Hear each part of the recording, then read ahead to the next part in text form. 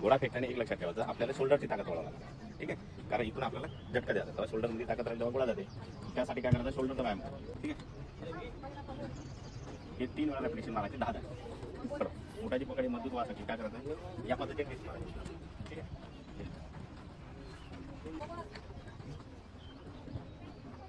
हे 3 सेट झाले. नंतर मग घोड्याचा मार्ग वजनी घोडा घ्यायचा.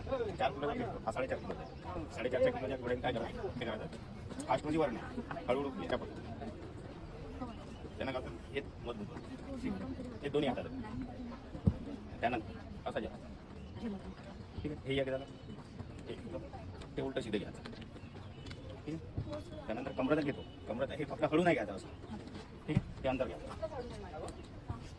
उलट सीधे घोडा खाली आपटत असं त्या हाईटच्या वर. पोझिशन घे, पोझिशन आहे